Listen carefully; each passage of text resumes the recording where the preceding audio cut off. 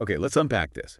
Did you know roughly 43% of what you do every single day isn't really a conscious decision? Hmm. It's just habit. Think about that.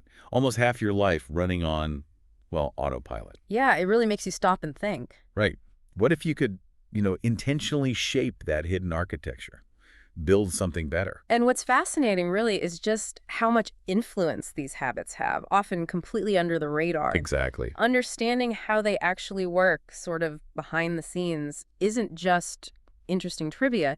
It gives you the potential, really, to steer your life more intentionally. It really does. And that's exactly what we're diving deep into today. We're exploring habit formation, like what habits actually are, how they get wired into your brain, Hmm. and crucially, how you can actively build the good ones you want Wow. and, break free from those routines that might be holding you back. Yeah, connecting it to the bigger picture, getting a handle on habits, it offers a way to feel more in control of things.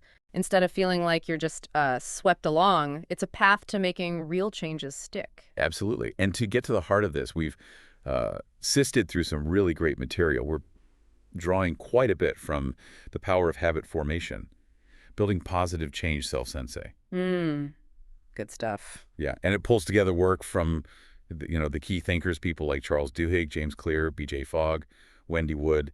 They're kind of our guides today. Which, raises a key question for you listening. With all this info out there, what are the really useful takeaways? What actually works? Exactly. So our mission here is to pull out those critical nuggets for you, like a clear, engaging shortcut to understanding this whole field, Mm-hmm. packed with stuff you can actually use, like right away. No heavy jargon, we promise. Yeah. Just useful knowledge, those aha moments. So ready to dig into this hidden architecture? Let's do it. Maybe start with the basics. Like, what are habits, really? It's more than just, brushing your teeth. You got it. So what are they? Well, like our source points out, they're these powerful, often unconscious drivers shaping a huge chunk of our actions, even our thoughts. Right. And yeah, it's not just the mundane stuff. These are like deeply ingrained patterns directing so much of what we do. And what's really fascinating is the why behind it. From the brain's perspective, it's all about efficiency. Efficiency. Yeah, our brains are constantly looking for ways to automate things, repetitive tasks, put Mhm. them on autopilot. It saves mental energy. Right, like our brain's the ultimate energy-saving device. Hmm. Automate the boring stuff so the prefrontal cortex, That's the one. yeah, that higher thinking part, can focus on new things, complex problems. It's a huge evolutionary advantage, really. Imagine if you had to consciously figure out how to tie your shoes every single morning. Oh man, yeah, total overload. Exactly. And neurologically, this shift from conscious effort to automatic action involves this handoff in the A brain. handoff. Yeah. When you first learn something, that prefrontal cortex is working hard. But with repetition, especially in a stable context, the job gradually shifts. Okay, It moves to an older part of the brain, the basal ganglia. the basal ganglia. Got it. So the brain's literally delegating tasks to autopilot to free up bandwidth. Pretty much. And this isn't like flipping a switch, right? It's more gradual. Absolutely. It's a gradual strengthening of those neural pathways. That's neuroplasticity in action. Think of it like your brain constantly rewiring itself based on what you do, what you repeat. So every time you repeat a habit, you're carving that path a little deeper. Precisely. You're making that connection stronger. And what about dopamine? That feel-good chemical? I always hear about its role. Oh, hugely important. Dopamine is tied right into the brain's reward system. Motivation, learning, pleasure, it's all connected. Okay. When you do something your brain sees as rewarding, boom, dopamine release. And that release reinforces the connections for that behavior. Makes you want to do it again. So the brain's basically saying, hey, that was good. Let's remember that for next time. Exactly right. And over time, your brain starts anticipating the reward. The dopamine can actually fire just from the cues associated with the behavior. That anticipation, that's craving. Craving. Okay. And that's where it can get tricky, right? Pleasure-based habits can become compulsive because you're driven by wanting the reward, maybe even more than actually enjoying it when it comes. Okay, so we've got the what and how in the brain. But how do we actually, dissect a habit in practice? Yeah. I've heard about this loop thing. Yeah, Charles Duhigg's framework is super helpful here. The three parts: cue, routine, reward. It's sort of the fundamental structure. Right. Cue, routine, reward. Let's break it down. Start with the cue. What kicks things off? The cue, or the trigger, is basically the signal. It tells your brain, okay, time for autopilot, run this program. And these cues can be, well, anything, really. external or internal. Give me some examples. What kind of cues are we talking about? Externally, it could be a time of day, like, 3 p.m. hits and you crave coffee, or a place walking into the kitchen triggers opening the fridge.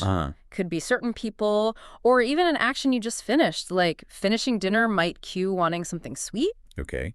And internal cues. Those could be feelings, stress, boredom, anxiety, or physical sensations like hunger. Even just a recurring thought can act as a cue.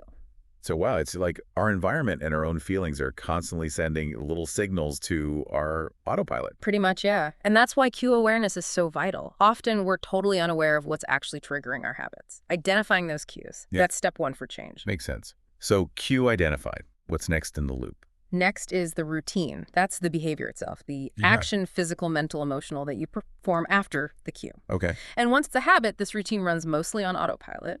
Very little conscious thought needed. Like my mindless scrolling on my phone whenever there's a quiet moment.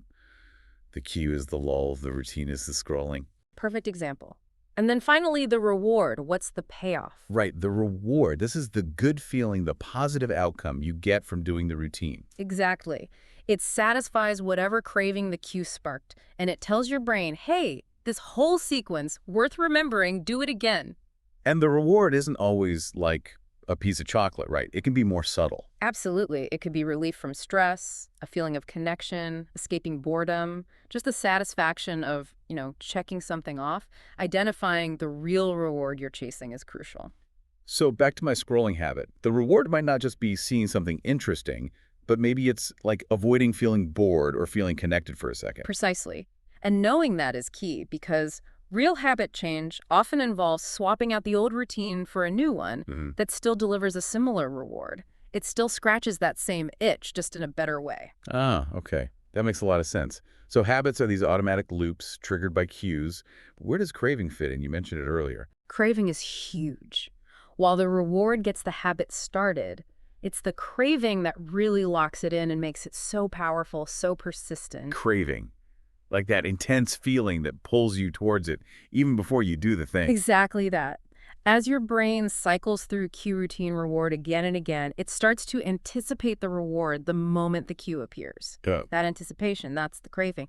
And often it becomes the main driver. You're driven by wanting the reward. So it shifts from liking the reward to intensely wanting it even before it happens. Right. And there's cool neuroscience to back this up. Studies, like Wolfram Schultz's with monkeys, showed something fascinating. Once a habit is locked in, the dopamine spike, that reward signal, doesn't happen when they get the juice reward anymore. No. When does it happen? It happens when the cue appears, like the light turning on that signals the juice is coming. Whoa. So the brain gets its excitement fixed just from the hint of the reward. Yeah. That's wow. It's incredibly powerful, and we see this used all the time, right? Think Pepsodent toothpaste. It wasn't just about clean teeth. It was that tingling feeling people started to crave. If they didn't feel the tingle, something felt wrong. Or Febreze. It struggled as just an odor eliminator. It took off when they marketed it as that rewarding finishing touch, that clean smell people started craving as proof of cleanliness. Oh, and Cinnabon. Yeah. Placing their ovens near the front of the store so that smell hits you. Exactly. That smell is a massive cue that triggers an almost immediate craving. Yeah, you can almost taste it just thinking about it. Right. So this shift from just a learned response to this self-fueling cycle driven by craving, that's what makes habits feel so automatic, so addictive sometimes. Yeah. And yeah, marketers definitely understand and use this. Okay. So we've got a really good handle on what habits are, the loop, the craving. Now the big question, how do we actually build better ones? It can feel so overwhelming sometimes. It can feel that way, definitely. But the good news is there's some really solid frameworks from the experts we mentioned. Duhigg's loop is foundational, but then you have James Clear talking atomic habits and 1% improvements. Right. E.J. Fogg with his behavior model and tiny habits, and Wendy Wood focusing on context and environment. They all offer slightly different angles, but they fit together really well. Let's start with James Clear. Atomic habits. What's the core idea there? Clear's all about starting incredibly small. Think of habits as atomic. the tiny, fundamental building blocks of bigger results. His big concept is the 1% improvement idea. 1% better each day. Yeah, sounds tiny, right? But he shows how those small gains compound like crazy over time. Get just 1% better every day for a year, and you end up nearly 37 times better. Wow. 37 times. That really reframes it. Makes change feel much less intimidating. Totally. It's about making progress feel achievable. And Clear really hammers home the idea of focusing on systems over goals. Systems over goals. Yeah. He famously says, you do not rise to the level of your goals, you fall to the level of your systems. The idea is focus on building reliable processes and routines that lead to the results you want, rather than just fixating on the outcome. If you're struggling, he suggests the problem isn't usually you, it's your system. That's actually really empowering. It takes the blame off, you know? Yeah. It's about tweaking the process. Yeah. Okay, what about BJ Fogg? BMAP. Right, Fogg's behavior model, B equals MAP.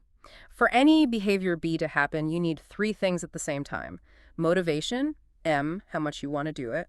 Ability, A, how easy it is to do. And a prompt, P, the trigger or cue. Motivation, ability, prompt. All have to line up. Exactly. If a behavior you want isn't happening, one of those three things is missing or too weak. It's a super simple but really effective diagnostic tool. That makes sense. You can pinpoint where the breakdown is. Yeah.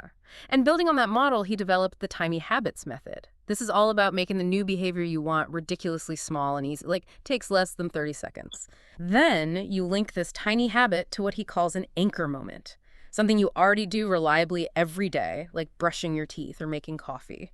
So like after I brush my teeth, I will do one push-up. Yeah. It's so small you can't really say no. Exactly. That's the ability part cranked way up. But here's the kicker, Fogg adds.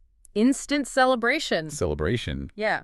Immediately after you do the tiny habit, you do something to create a positive feeling, like a little fist pump or saying yes or good job out loud. Huh.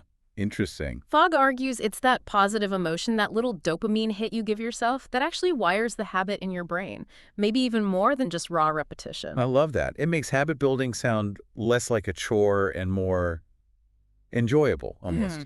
Okay, shifting gears.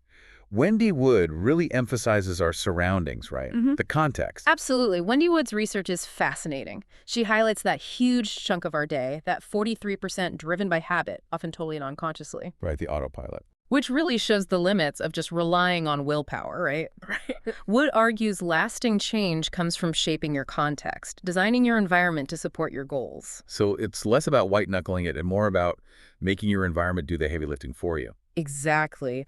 Her work really stresses the power of environmental cues and doing things repeatedly in stable contexts. The context itself becomes the trigger, and she talks a lot about friction. Friction, like how hard or easy something is to do. Precisely. For good habits, you want to reduce friction, make them effortless. For bad habits, you want to increase friction, make them a pain to do. Like leaving your running shoes right by the door reduces friction for a run. Perfect. And maybe keeping cookies on the highest shelf or even, like you said, locked away increases friction for snacking. Exactly. It's smart design. And then let's just circle back quickly to Charles Duhigg's framework. We know the loop: cue, routine, reward. His key insight for building new habits. The golden rule, right? Keep the cue and reward, but swap the routine. You got it. Keep the familiar trigger, keep the underlying satisfaction, but consciously insert a new, better routine in the middle. Like the AA example. Yeah. The cues for stress might still be there. The reward of relief is still desired. But the routine changes from drinking to calling a sponsor or going to a meeting. Exactly. And Duhigg also really pushed the importance of figuring out the true reward. Remember his cookie example? Yeah. He thought he craved the sugar. But digging deeper, he realized the reward was actually the mid-afternoon socializing with colleagues. Right. Understanding that real reward is key to finding an effective substitute routine. And he also gave us the idea of keystone habits. Ah, yes. Keystone habits. Those ones that trigger a whole cascade of other good things. Exactly. Like exercise often leads to better eating, better sleep, more productivity. Or for a company like Paul O'Neill focusing on worker safety at Alcoa, that one focus dramatically improved communication efficiency, even profits across the board. It's like finding that one really important domino. You push it, and a whole lot of other positive things start falling into place. Precisely. So putting all these perspectives together, Clear, Fogg, Wood, Duhigg, gives you a really powerful toolkit for intentionally designing better habits. Okay, the science is making sense. The frameworks are clear.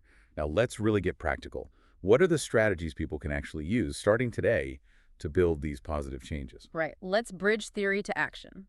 James Clear's 4 laws of behavior change are a fantastic, actionable framework. Just to recap, make it obvious, cue, make it attractive, craving, make it easy, response, and make it satisfying, reward. Okay, let's walk through them. Make it obvious. How do we do that? This is all about engineering your environment so the cues for good habits are unmissable. Use implementation intentions. Plan exactly when and where you'll do the habit. I will do X at time and place. Be specific. Got it. Yeah, and a habit scorecard, just listing out your current daily habits, can really boost your awareness of the cues already operating in your life. Make the invisible visible. Okay, makes sense. Design the trigger. Next, make it attractive. How do we boost the craving? This taps into making the habit desirable. Temptation bundling is a great technique. You pair an action you want to do with an action you need to do. Like, only listen to your favorite podcast while you're on the treadmill. Exactly. Or only get that fancy coffee after you've done your morning meditation. You link the chore to a treat. Also, think about your social environment. Hanging out with people whose habits you admire makes those habits seem more attractive. Right. Social norms are powerful. Okay, third law. Make it easy. Reduce the effort. This is all about minimizing friction. Lay out your gym clothes the night before. Prep healthy meals on Sunday. Put your vitamins right next to the coffee maker. Master that decisive moment, the first tiny step. And this is where Clear's 2-minute rule fits in, right? Perfectly. Scale down any new habit so the very first step takes less than 2 minutes. Want to read more? Just commit to reading 1 page. Want to exercise? Just put on your running shoes. Focus on just showing up. Yeah, Make starting ridiculously easy. exactly. It builds momentum and makes it harder to say no. And finally, make it satisfying. Ensure there's a payoff. How do we do that? Especially when the real benefits of good habits, like getting fit or saving money, are often delayed. You need immediate reinforcement. Find ways to give yourself a little win right after doing the habit. Maybe it's a small, healthy indulgence. Maybe it's simply tracking your habit, putting a big X on a calendar each day you do it. That visual progress can be incredibly satisfying. That immediate feedback loop closes the circuit in your brain, telling it, yes, do that again. Precisely. And beyond Clear's laws, that overall theme of starting small is huge. We mentioned the 2-minute rule. BJ Fogg's micro habits take it even further, like flossing just 1 tooth. Yeah, 1 tooth. Okay. It sounds sillier, but the goal is consistency and that immediate feeling of success that I did it. Feeling Fogg emphasizes with celebration. It builds your belief in yourself, your self-efficacy. And then there's habit stacking. That sounds super efficient. It really is. The formula is simple. After I current habit, I will new habit. You piggyback the new behavior onto an existing automatic one. So after I finish my morning coffee, I will spend 2 minutes planning my day. Perfect. The coffee is the anchor, the cue. It takes the guesswork out of remembering the new habit. You just bolt it onto something you already do without thinking. It's like creating these little chains of positive actions. You could probably link several together, right? Absolutely. That's habit chaining or piling. Once the first stacked habit becomes automatic, it can become the cue for the next one. Wake up, drink water, stretch for 1 minute, let's review priorities. You build a positive routine incrementally. Love that. Okay, we touched on environment design earlier with friction. How else can we proactively shape our surroundings? It's really about being an architect of your space. Make the cues for good habits obvious and unavoidable. Put your running shoes by the door. Keep a bowl of fruit on the counter. And make cues for bad habits invisible. Exactly. Hide the junk food. Unsubscribe from tempting email lists. Log out of social media apps. For bad habits, actively increase the friction. Make them inconvenient. Like the person locking snacks in their car. Yeah. Or maybe moving the TV remote to another room. Yeah. Or setting your alarm clock across the bedroom so you have to get up. You're basically delegating your discipline to your environment. It takes willpower out of the equation, or at least reduces the need for it. Smart. Yeah. And let's not forget the rewards and reinforcement piece again. Crucial. The brain needs that signal. This was good. Worth repeating. The reward should ideally be immediate and satisfying. It can be intrinsic, just the joy of the activity or the sense of accomplishment. Extrinsic. Right, like a tangible treat or a relaxing bath. But be a little careful not to only rely on extrinsic rewards, as they can sometimes undermine intrinsic motivation. Align the reward with the habit or the identity you're building. And Fogg's instant celebration. That's a brilliant way to generate an intrinsic reward on the spot. Yeah, that self-generated pat on the back. Yeah. And finally, James Clear brings it all together with identity-based habits. This feels like the ultimate goal. It really is the deepest level. True, lasting change often happens when your habits become part of your identity. You shift from focusing on outcomes, I want to lose weight, to focusing on who you want to be. I am a healthy person. So your actions reinforce your desired identity. Exactly. Each time you perform a habit aligned with that identity, eating a healthy meal, going for a run, it's like casting a vote for being that type of person. These small wins accumulate and provide evidence that you are becoming that person. It fuels intrinsic motivation and makes the habit stick long term. That's powerful. Shifting from what you do to who you are. Okay, so building good habits is one side.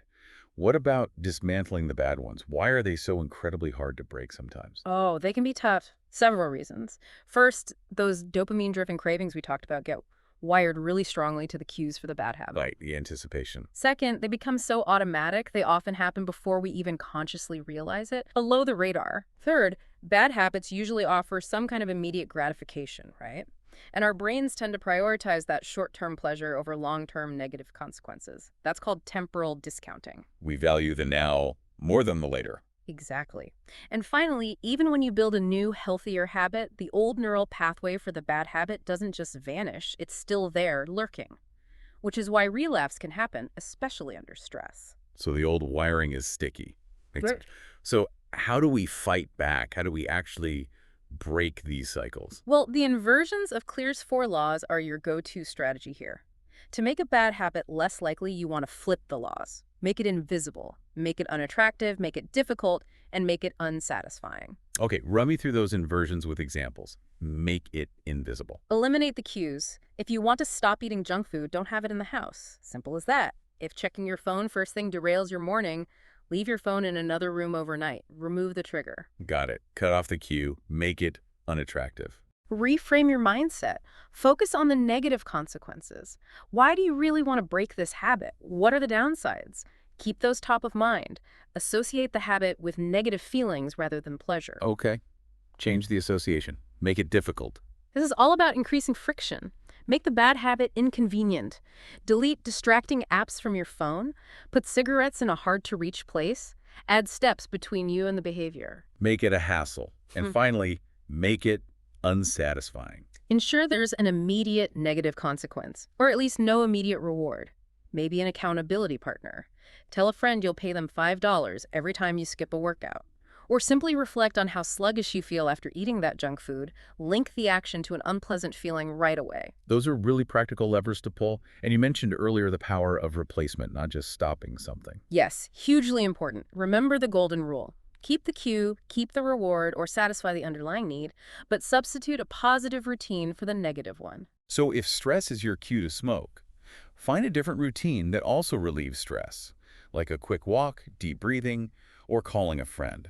Address the same need differently. Exactly. It's often much easier than trying to just resist the urge with willpower alone. You're giving your brain an alternative path to the same reward state. And for really stubborn habits like nail biting or skin picking. There are more structured techniques like habit reversal training, HRT. It generally involves becoming highly aware of when you do the habit, developing a competing response, something physically incompatible with the habit, building motivation, and practicing the new response widely. Sounds intensive but targeted. Mm-hmm. And it all comes back to managing friction too, doesn't it? Always. Make the bad habits harder, make the good habits easier, tilt the playing field in your favor. This is all incredibly helpful for the how-to, but life happens. What about roadblocks? Procrastination kicks in, motivation fades, we slip up. How do we handle that part of the journey? Ah, yes, navigating the messy reality. Crucial stuff. Let's talk procrastination first. Often, it's not really about laziness, right? It's more about avoiding unpleasant feelings tied to a task boredom, frustration, fear of failure. Emotional regulation, basically. Exactly. So strategies include, well, positive self-talk, breaking the task into tiny, non-threatening first steps, just commit to starting for 2 minutes, reframe the task, focus on any parts you do find appealing, set really specific, realistic goals, maybe mix in some easy wins, and accountability helps a ton. Make it less scary to start. Got it. What about maintaining motivation? That initial burst of enthusiasm often fades. Keeping the fire lit long-term requires intention. Knowing your deep why, connecting the habit to your core values is foundational. Right. Tracking your progress visually helps a lot. Don't break the chain. Use rewards strategically. Focus on one habit at a time initially. Keep making it easy. Practice positive self-talk. And definitely lean on social support friends, groups, partners. Yeah, seeing progress is motivating in itself. Yeah. Okay, but what happens when we inevitably slip up or have a setback? It feels so demotivating. It's guaranteed to happen. The key is your mindset. Don't dwell on it. Avoid that all or nothing thinking, where one mistake means total failure. Oh, I ate one cookie. Might as well eat the whole box. Exactly. Challenge that.